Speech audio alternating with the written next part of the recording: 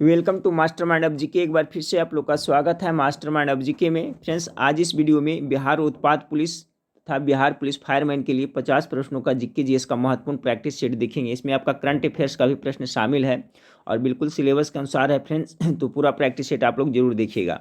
देखिए फ्रेंड्स, आप लोग को इससे के पहले मैं वीडियो बना करके इन्फॉर्म कर दिया हूं कि आपका जो बिहार उत्पाद पुलिस जिसका एग्जाम कितना 27 फरवरी से होने वाला है, उसका है जो एडमिट कार्ड आज से आप लोग डाउनलोड कर सकते हैं।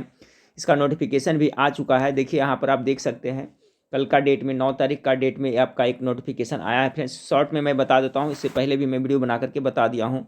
यहाँ पर देखिए लिखा हुआ है, केंद्रीय चयन पर्षद सिपाही द्वारा मद्य निषेध उत्पाद एवं निबंधन विभाग में मद्य निषेध सिपाही 365 पदों पर सीधी नियुक्ति हेतु जारी किए गए विज्ञापन संख्या इतना के क्रम में अभ्यर्थी की लिखित परीक्षा कितना 27 फरवरी को रविवार को एक ही पाली में आयोजित की जाएगी। फ्रेंड्स, परीक्षा का टाइमिंग है जो आपका डेट तो 27 को है, टाइमिंग है 10 बजे से 12 बजे तक चलेगा। फ्रेंड्स, ऑफलाइन एग्जाम होगा, ठीक है। OMR सीट पर आपका एग्जाम लिया जाएगा।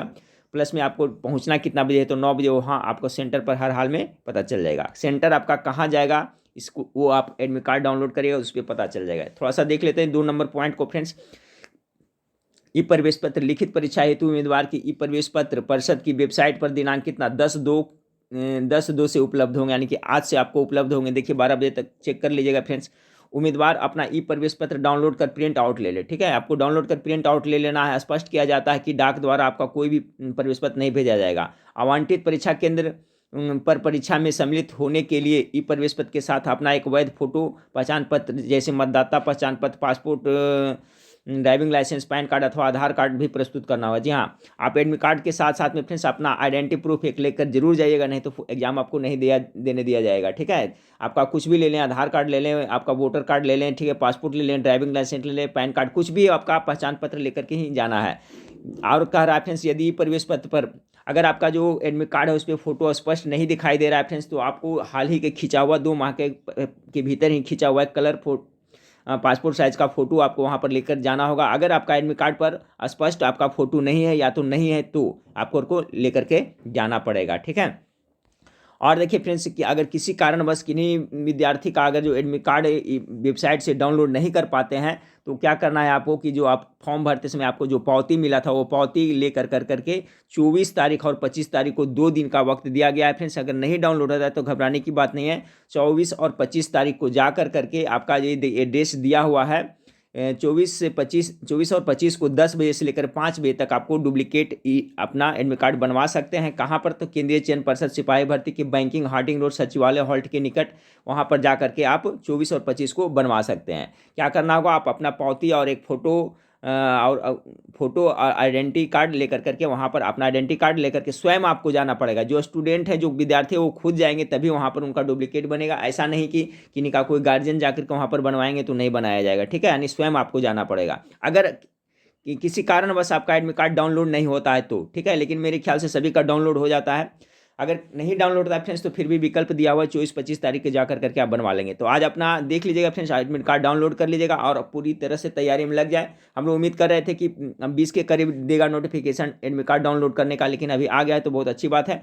तो चलिए फ्रेंड्स, फटाफट आपको पता चल गया होगा और फटाफट हम लोग प्रैक्टिस सेट को देख लेते हैं। 50 महत्वपूर्ण सवाल है फ्रेंड्स, बहुत अच्छा सवाल है, इसलिए पूरा को जरूर देखिएगा। इसका PDF भी आपका टेलीग्राम चैनल के में डाल दिया जाएगा और शाम तक कोशिश करूंगा फ्रेंड्स एप्लीकेशन भी आप लोग को पब्लिक करने के लिए।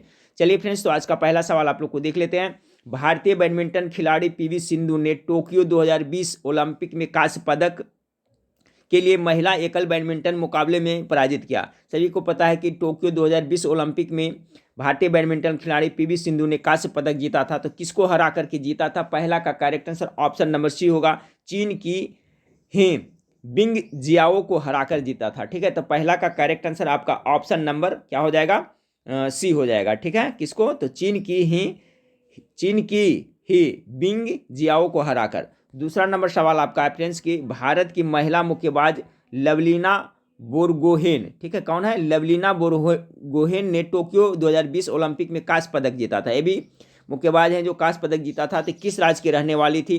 तो 2 का करेक्ट आंसर हो जाएगा फ्रेंड्स ऑप्शन नंबर B। ये आपका असम की रहने वाली है। लवलीना बोरगोहेन है जो कहाँ की रहने वाली है? तो असम की रहने वाली है। तीसरा नंबर सवाल आपका है, टोक्यो 2020 ओलंपिक में भारत की पुरुष हॉकी टीम ने कांस्य पदक मुकाबले में किस देश की टीम को पराजित किया था? ये भी इंपॉर्टेंट सवाल है फ्रेंड्स।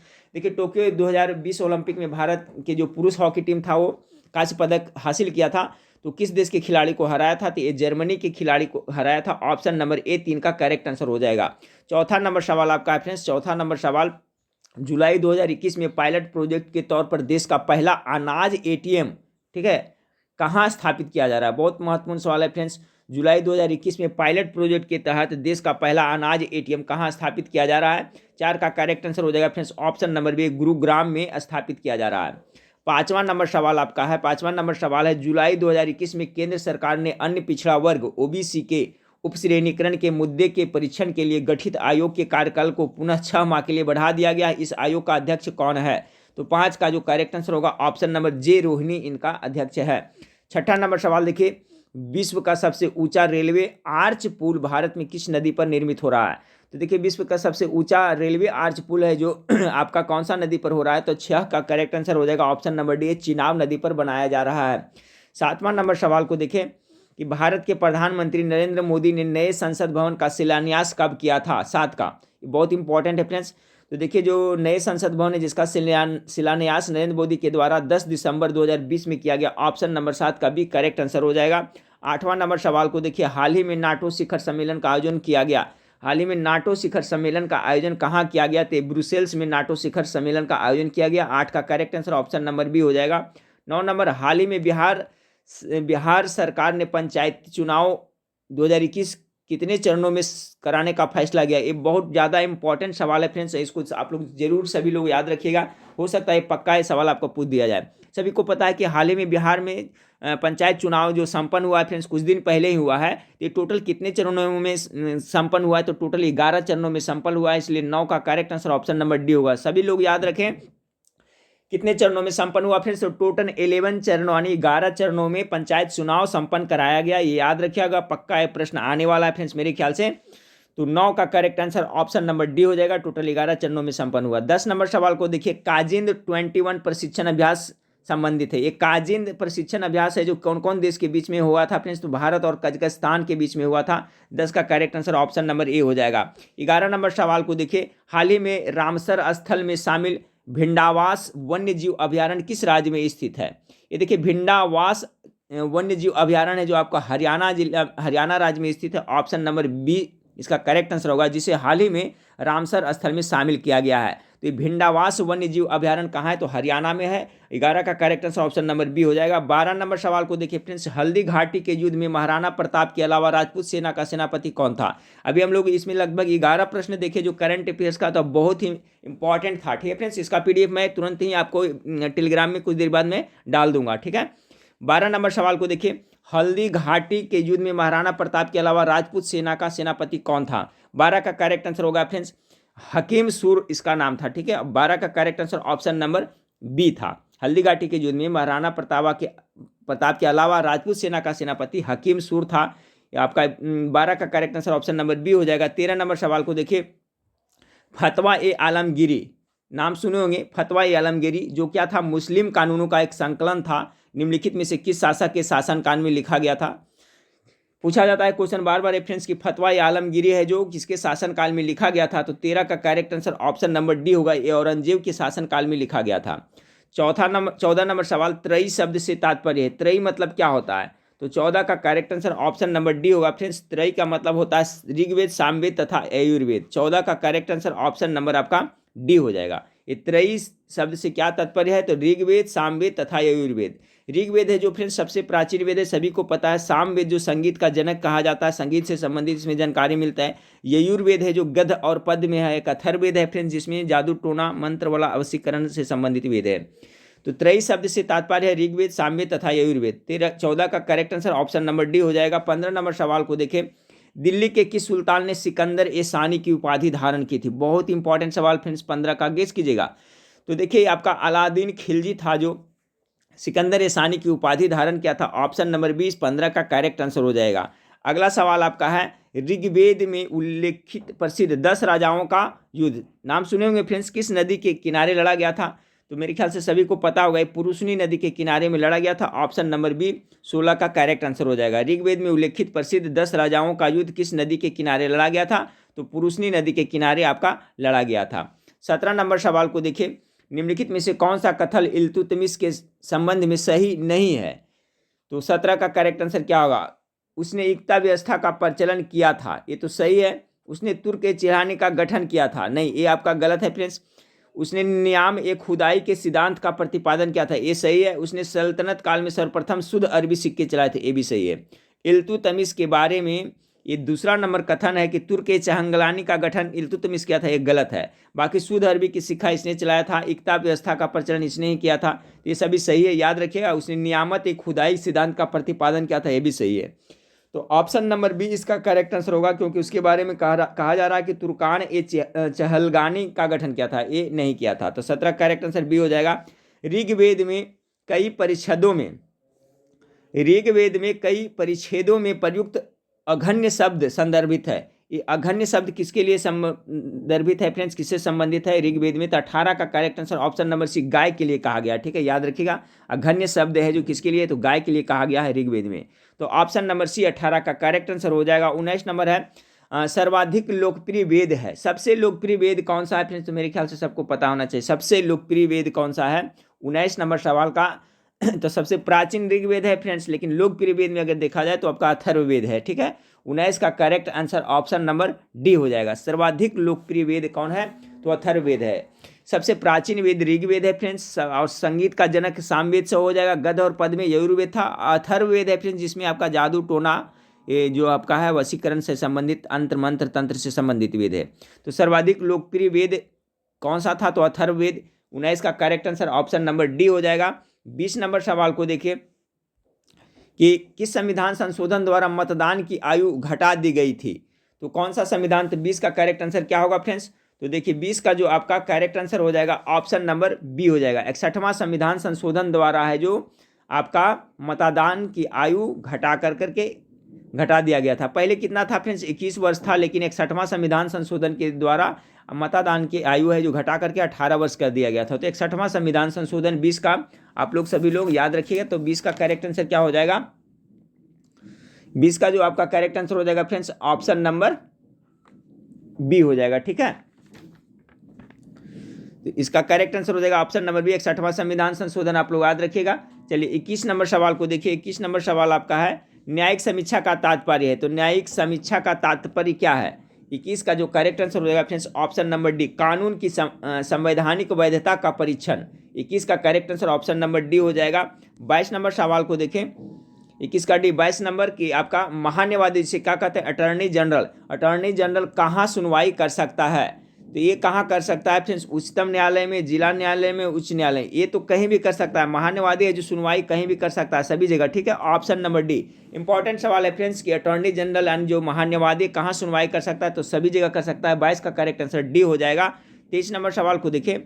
राज्य के नीति निर्देशक तत्वों में से वह कौन सा अनुच्छेद है जो कार्यपालिका से न्यायपालिका को पृथक करता है? तो राज्य के नीति निर्देशक तत्वों में कौन सा अनुच्छेद है जो कार्यपालिका से न्यायपालिका को पृथक करता है? तो 23 का करेक्ट आंसर या अनुच्छेद 50 हो जाएगा, ठीक है। 23 का correct answer option number D हो जाएगा। 24 नंबर सवाल को देखिए फ्रेंड्स। निम्न में से किस पर महाभियोग चलाने का प्रावधान नहीं है? निम्न में किस पर महाभियोग चलाने का प्रावधान नहीं है? तो 24 नंबर सवाल का करेक्ट आंसर राष्ट्रपति पर तो चलाया जा सकता है फ्रेंड्स, उच्चतम न्यायालय के मुख्य न्यायाधीश पर भी चलाया जाता है, उच्च न्यायालय, ये राज्यपाल पर महाभियोग नहीं लगाया जाता है फ्रेंड्स, सभी को पता होगा मेरे ख्याल से। 24 का करेक्ट आंसर ऑप्शन नंबर आपका सी हो जाएगा। 24 का correct answer option number C, राज्यपाल पर महाभियोग नहीं लगाया जाता, जबकि राष्ट्रपति सर्वोच्च न्यायालय के मुख्य न्यायाधीश और उच्च न्यायालय के मुख्य न्यायाधीश पर महाभियोग लगाया जा सकता है। तो 24 का जो करेक्ट आंसर हो जाएगा ऑप्शन नंबर आपका सी हो जाएगा, राज्यपाल। चलिए अगला सवाल को देखते हैं। 25 नंबर सवाल को देखें। 25 नंबर सवाल है बंदी प्रत्यक्षीकरण रीट कब जारी की जाती है? 25 का तो बंदी प्रत्यक्षीकरण रीट कब जारी की जाती है? तो 25 का करेक्ट आंसर हो जाएगा आपका ऑप्शन नंबर सी, दोषपूर्ण पुलिस गिरफ्तारी। बंदी प्रत्यक्षीकरण रीट कब जारी की जाती है? तो ऑप्शन नंबर सी इसका करेक्ट आंसर होगा, दोषपूर्ण पुलिस गिरफ्तारी पर यह रीट जारी की जाती है। 25 का सी हो जाएगा। 26 नंबर सवाल को देखिए। 26 नंबर सवाल है अनुच्छेद 80 में वर्णित राज्यसभा सदस्य का मनोनयन किस क्षेत्र से नहीं होता है। चलिए, अच्छा सवाल है फ्रेंड्स, दिमाग लगाने की बात है इसमें, कॉमन सेंस की बन जाएगा। 26 का क्या होगा, गेस कीजिए आप लोग। तो 26 का करेक्ट आंसर क्या कह रहा है, अनुच्छेद 80 में वर्णित राज्यसभा सदस्य का मनोनयन किस क्षेत्र से नहीं होता है? तो साहित्य कला विज्ञान से होता है फ्रेंड्स, सभी को पता है साहित्य कला विज्ञान से होता है। खेल से आपका राज्यसभा सदस्य का मनोनयन नहीं होता है। तो 26 का करेक्ट आंसर हो जाएगा फ्रेंड्स ऑप्शन नंबर ए। अनुच्छेद 80 में जो वर्णित है उसके हिसाब से राज्यसभा सदस्य का मनोनयन किस क्षेत्र से नहीं होता है? तो खेल से नहीं होता, बाकी साहित्य कला विज्ञान के क्षेत्र से आपका होता है। तो 26 का correct answer option number A हो जाएगा। 27 नंबर सवाल को देखिए, प्रस्तावना में हम भारत के लोग कहाँ से लिया गया है? चलिए, बहुत अच्छा सवाल है 27 का। तो देखिए, प्रस्तावना में हम भारत, प्रस्तावना का जो प्रावधान किया गया है फ्रेंड्स, अगर जो देखा जाए तो कहाँ से, अमेरिका के संविधान से लिया गया है। ठीक है, याद रखिएगा। प्रस्तावना में जो आपका पूछा जाए कि प्रस्तावना का जो संकल्पना है या तो उसका ढांचा है वो किस देश के संविधान से लिया गया है, तो अमेरिका के संविधान से लिया गया है। अगर पूछा जाए कि प्रस्तावना की भाषा कहाँ से लिया गया है, तो ऑस्ट्रेलिया के संविधान से लिया गया है। ठीक है, लेकिन अगर पूछा जाए कि हम, प्रस्तावना में हम भारत के लोग कहाँ से लिया गया है, तो यूएनओ के चार्टर से लिया गया। ठीक है, यानी संयुक्त राष्ट्र संघ के चार्टर से हम भारत के लोग लिया गया है। तो 27 का correct answer option number C इसका करेक्ट आंसर होगा। तीनों का कॉन्सेप्ट याद रखिएगा। अगर प्रस्तावना की संकल्पना कहेगा तो अमेरिका से हो जाएगा, प्रस्तावना की भाषा कहेगा तो ऑस्ट्रेलिया से हो जाएगा, और हम भारत के लोग सिर्फ लिया है तो यूएनओ चार्टर से लिया गया है। ठीक है, 27 का करेक्ट आंसर ऑप्शन नंबर आपका सी हो जाएगा। 28 नंबर सवाल को देखिए, राजदूत एवं उच्चायुक्त जो विदेश में नियुक्त होते हैं वे किसका प्रतिनिधित्व करते हैं? चलिए, कॉमन सेंस की बात है, इंपॉर्टेंट सवाल है 28 का। तो देखिए, राजदूत एवं उच्चायुक्त जो विदेश में नियुक्त होते हैं फ्रेंड्स, वो किसका करते हैं? गेस करें आप लोग। तो इसका करेक्ट आंसर होगा राष्ट्रपति का। ध्यान से याद रखिए, राष्ट्रपति का प्रतिनिधित्व करते हैं। जो राजदूत एवं उच्चायुक्त विदेश में नियुक्त होते हैं वो राष्ट्रपति का क्या करते हैं? प्रतिनिधित्व करते हैं। 29 नंबर सवाल को देखें, भारत में न्यायिक पुनरावलोकन किस देश से लिया गया है? 29 नंबर सवाल का, भारत में न्यायिक पुनर्विलोकन किस देश से लिया गया है? तो 29 का जो करेक्ट आंसर है फ्रेंड्स ऑप्शन नंबर ए आपका अमेरिका से लिया गया है। ठीक है, क्योंकि अमेरिका से ही राष्ट्रपति का पद, उपराष्ट्रपति का पद, सर्वोच्च न्यायालय, उच्च न्यायालय से संबंधित प्रावधान है जो अमेरिका के संविधान से ही लिया गया है। तो 29 का करेक्ट आंसर ए हो जाएगा ऑप्शन नंबर ए। 30 नंबर, राष्ट्रपति और उपराष्ट्रपति दोनों पद पर रिक्त होने पर राष्ट्रपति का निर्वहन कौन करेगा? तो सभी को पता है, अगर राष्ट्रपति नहीं है तो उपराष्ट्रपति रहेंगे, अगर वो भी नहीं रहेंगे तो सर्वोच्च न्यायालय के मुख्य न्यायाधीश होंगे ना। तो 30 का करेक्ट आंसर ऑप्शन नंबर आपका डी हो जाएगा। 31 नंबर सवाल को देखिए, 31 नंबर सवाल आपका फ्रेंड्स की योजना अवकाश में कौन सा वर्ष शामिल नहीं है? योजना अवकाश में कौन सा वर्ष शामिल नहीं? तो 31 का correct answer option number D हो जाएगा। 1969 से 70 ये जो योजना अवकाश में शामिल आपका नहीं है। बाकी ये सभी जो योजना अवकाश में शामिल है फ्रेंड्स, बाकी ऑप्शन नंबर डी इसका करेक्ट आंसर हो जाएगा। 31 का करेक्ट आंसर डी हो जाएगा। 32 नंबर सवाल को देखिए, 32 नंबर सवाल आपका है, निम्न में कौन सी संख्या यूएनओ का भाग नहीं है? चलिए, यूएनओ का भाग कौन नहीं है? यूएनओ मतलब समझ रहे हैं फ्रेंड्स, संयुक्त राष्ट्र संघ। तो 32 नंबर सवाल, 32 का करेक्ट आंसर होगा WTO है जो आपका यूएनए का भाग नहीं है। बाकी IMF है, वर्ल्ड बैंक और UNSC है जो आपका यूएनओ का भाग है, जबकि WTA है जो आपका नहीं है। ठीक है, वर्ल्ड ट्रेड ऑर्गेनाइजेशन है जो इसका भाग नहीं है, विश्व व्यापार संगठन है जो आपका यूएनए का भाग नहीं है। तो 32 का correct answer option number A हो जाएगा। 33 नंबर सवाल को देखिए, भारत का आर्थिक सर्वेक्षण संबंधित है, ये भारत का आर्थिक सर्वेक्षण किससे संबंधित है? 33 का करेक्ट आंसर होगा वित्त मंत्रालय से संबंधित है। 33 का correct answer option number D हो जाएगा। ठीक है, भारत का आर्थिक सर्वेक्षण किससे संबंधित है? 33 का डी करेक्ट आंसर होगा। 34 नंबर सवाल को देखिए, निम्नलिखित में से कौन सा एक बंदरगाह कच्छ की खाड़ी पर स्थित है? चलिए, कच्छ की खाड़ी पर स्थित बंदरगाह आपको बताना है। 34 का correct answer option number C Kandla बंदरगाह है जो कच्छ की खाड़ी पर स्थित है। 35 नंबर, निम्नलिखित में से देश का सबसे लंबा आंतरिक जलमार्ग कौन सा है? देश का सबसे लंबा आंतरिक जलमार्ग कौन सा है? तो 35 का correct answer option number B होगा, कोल्लम कोट्टापुरम है जो देश का सबसे लंबा आंतरिक जलमार्ग है। अगला सवाल 36 नंबर सवाल को देखिए फ्रेंड्स, निम्नलिखित में से कौन सा एक सही सुमेलित नहीं है? इसमें सही सुमेलित कौन नहीं है? 36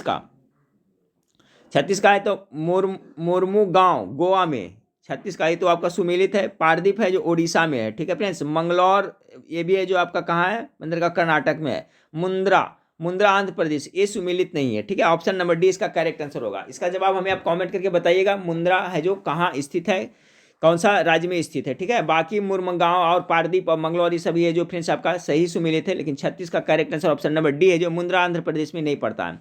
अगला सवाल को देखें, 37 नंबर सवाल देखिए, रिंग ऑफ फायर संबंध है, रिंग ऑफ फायर किससे संबंधित है? भूकंप से, ज्वालामुखी से, प्रशांत महासागर से, जंगल की आग से। 37 का करेक्ट आंसर क्या होगा? तो देखिए 37 नंबर सवाल का करेक्ट आंसर होगा ऑप्शन नंबर ए, 1 2 3, यानी कि भूकंप से भी है, ज्वालामुखी से भी है और प्रशांत महासागर से भी है, ये आपका जंगल की आग से नहीं है। तो 37 नंबर सवाल का जो करेक्ट आंसर हो जाएगा option number A, ring of fire भूकंप, ज्वालामुखी और प्रशांत महासागर से संबंधित है। 37 का करेक्ट आंसर ये हो जाएगा। 38 नंबर सवाल को देखें, 38 नंबर सवाल आपका है फ्रेंड्स, शैतान का golf course, devil's golf course नामक से प्रसिद्ध मृत्यु की घाटी डेथ वैली स्थित है। सिंपल सा है फ्रेंड्स, जिसको डेथ वैली कहते हैं, ठीक है। या तो शैतान का गोल्फ कोर्स कह सकते हैं या तो डेविल्स गोल्फ कोर्स कह सकते हैं, यानी डेथ वैली है जो कहाँ स्थित है। 38 का करेक्ट, ये आपका यूएसए में स्थित है, याद रखिएगा। डेथ वैली है जो कहाँ है, तो 38 का correct answer option number A हो जाएगा। चलिए 39 नंबर सवाल को देखें, दक्षिण एशिया का सबसे बड़ा मरुस्थल कौन है? दक्षिण एशिया का पहले भी बता चुका हूं फ्रेंड्स 39 का। तो देखिए दक्षिण एशिया का सबसे बड़ा मरुस्थल आपका थार मरुस्थल है, ऑप्शन नंबर डी इसका करेक्ट आंसर हो जाएगा। 40 नंबर सवाल, निम्नलिखित महाद्वीपों में से किसमें कोई स्थलरूद्ध देश नहीं है? कौन सा ऐसा महाद्वीप है जहां पर स्थलरूद्ध देश नहीं है? तो 40 का जो करेक्ट आंसर हो जाएगा फ्रेंड्स उत्तरी अमेरिका। उत्तरी अमेरिका में कोई भी है जो देश है स्थलरूद्ध देश नहीं है। 40 का करेक्ट आंसर ऑप्शन नंबर आपका डी हो जाएगा। 41 नंबर सवाल को देखिए, निम्नलिखित देशों में कौन अंतर महाद्वीपीय देश है? तो अंतर महाद्वीप देश इसमें से कौन सा है? 41 का जो करेक्ट आंसर हो जाएगा फ्रेंड्स ऑप्शन नंबर बी 2 और 3, जॉर्जिया और टर्की है जो अंतर महाद्वीपीय देश है। तो 41 का correct answer option number B हो जाएगा। 42 नंबर सवाल को देखिए, निम्नलिखित में से भारत की कौन सी चट्टान प्रणाली नवीनतम है?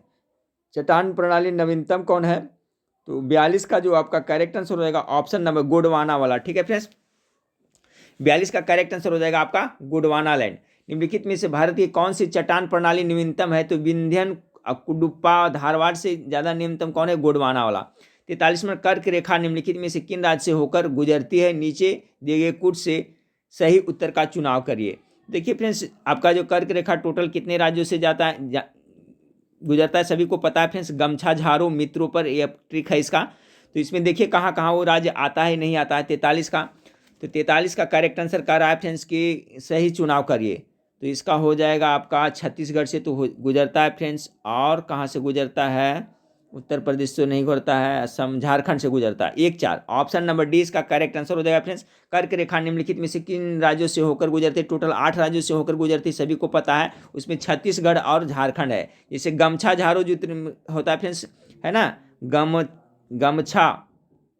गमछा झारो मित्रों पर, तो देखिएगा आपका गुजरात आ रहा है, इस तरह से करिएगा। तो इसमें झारो झा से झारखंड भी आ रहा है फ्रेंड्स, और 6 से छत्तीसगढ़ भी आ रहा है। तो देखिए यहाँ पर आपका झारखंड और छत्तीसगढ़ ऐसे 2 राज्य ऑप्शन में दिया हुआ है जहाँ से कर्क रेखा गुजरता है, बाकी उत्तर प्रदेश असम से नहीं गुजरता, इसलिए ऑप्शन नंबर डी इसका करेक्ट आंसर हो जाएगा। 44 नंबर सवाल को देखें, 44 नंबर सवाल आपका है फ्रेंड्स के प्रकाश सजावट तथा विज्ञापन के लिए विसर्जन नलिकाओं में प्रयुक्त होने वाली गैस कौन सा है? अच्छा सवाल है। 44 का करेक्ट आंसर, तो इसमें नियॉन गैस का प्रयोग किया जाता है। 45 नंबर सवाल को देखें कि आँख के रेटिना की परंपरागत कैमरा के निम्नलिखित में से किस भाग से तुलना की जाती है?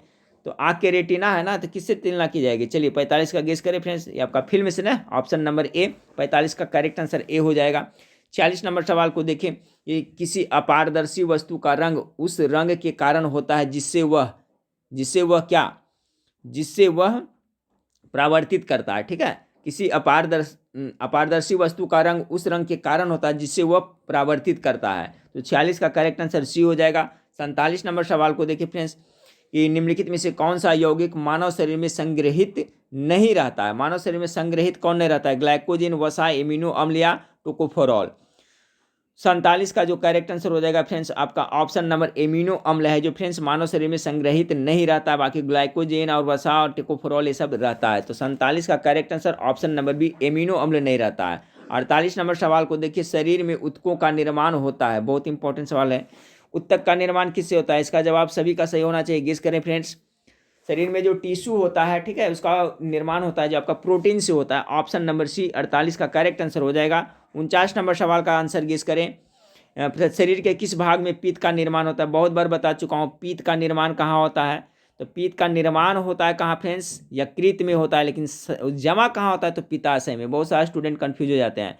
तो देखिए, यकृत मानव शरीर का सबसे बड़ा ग्लैंड है जो आपका यकृत है, जिसे अंग्रेजी में हम लोग लीवर कहते हैं। तो पित्त का निर्माण हमारा लीवर में होता है, लेकिन ये संग्रह कहाँ होता है? तो पित्ताशय में होता है। ऐसा नहीं कि फ्रेंड्स जल्दी जल्दी में शरीर के किस भाग में पित्त का निर्माण होता है तो पित्ताशय मार दीजिएगा, पित्ताशय गलत हो जाएगा।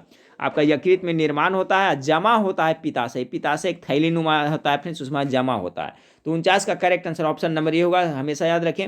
आज का लास्ट सवाल को देख लेते हैं। निम्नलिखित में से किस हार्मोन में आयोडीन मिली होती है? तो कौन होगा? सभी को पता होगा मेरे ख्याल से, थायरॉक्सिन हो जाएगा ना। ऑप्शन नंबर सी 50 का जो करेक्ट आंसर हो जाएगा ऑप्शन नंबर सी, थायरॉक्सिन में है क्या? आयोडीन मिली होती है।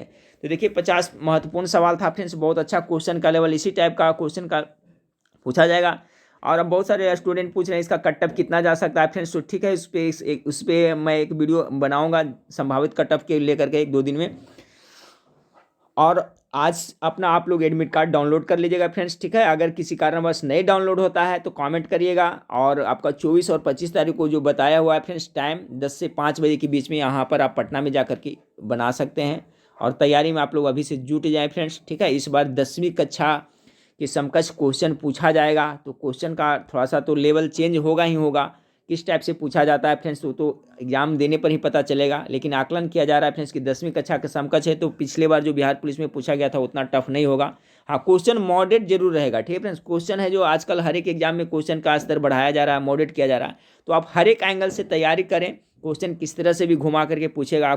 अगर आपका सिलेबस कवर है, पढ़ा हुआ है, तो आप उसे जरूर सोल्व कर सकते हैं। तो चलिए फ्रेंड्स, नेक्स्ट वीडियो में फिर मिलते हैं। जय हिंद, जय भारत।